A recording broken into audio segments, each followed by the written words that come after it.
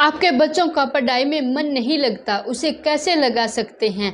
Current और घंटी का अंतर समझेंगे आज। नमस्कार, मैं कोच दीपिका शर्मा। मैं एक पेरेंटिंग कोच हूँ। एक रिसर्च हुआ जहाँ दो कुत्तों को अलग अलग रूम में रखा गया।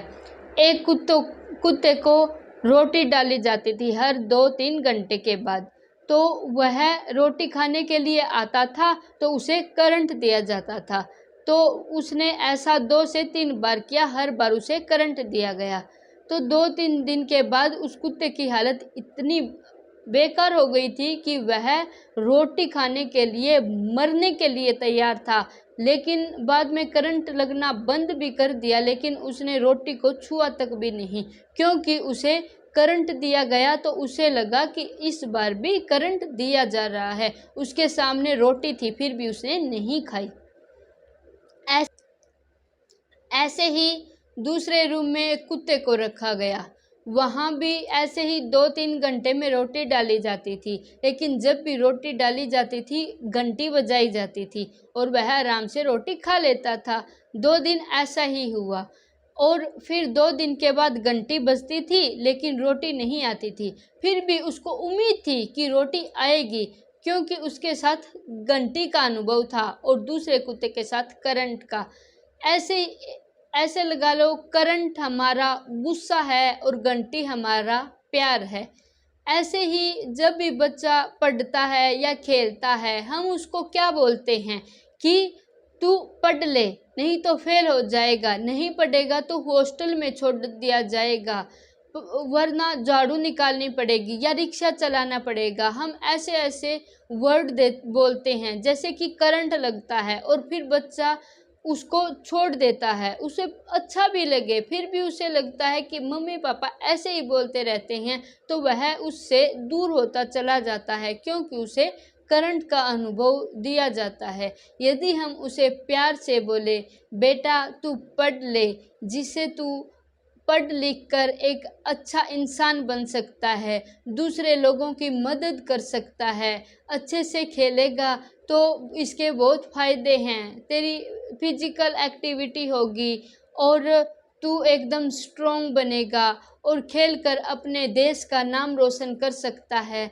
ऐसे ऐसे यदि हम उसे घंटी की तरह या प्यार की तरह समझाएंगे तो बच्चा ज़रूर से समझेगा।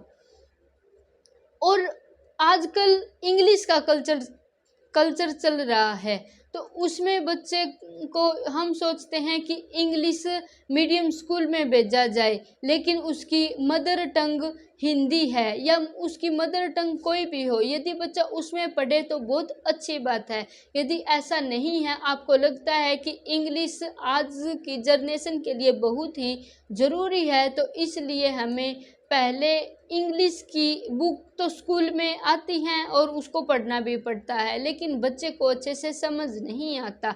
इसलिए हमें घर पर हिंदी मीडियम की भी बुक ला के रख सकते हैं, जिससे बच्चे को पहले हिंदी में पढ़ा दें, उसके बाद उसको उस चैप्टर में क्या है समझ आ जाएगा अच्छे से, और फिर बच्चा इंग्लिश में पढ़ेगा तो उसको अच्छे से याद भी हो जाएगा और समझ भी आ जाएगा।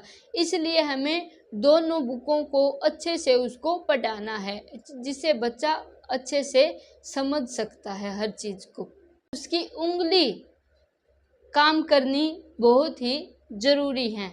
जैसे बच्चा कुछ भी मतलब कि पढ़ता है तो वो नहीं पढ़े तो भी काम चल जाएगा, लेकिन वो सनसेट और सनराइज अपनी आंखों से देख रहा है, वो उसके लिए बहुत ही ज़रूरी है।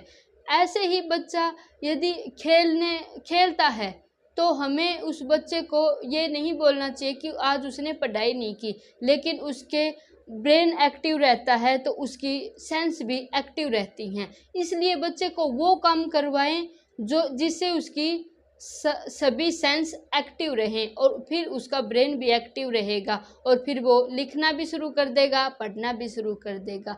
वीडियो पसंद आई हो तो लाइक करें, शेयर करें, कमेंट करें, चैनल को सब्सक्राइब करें। धन्यवाद।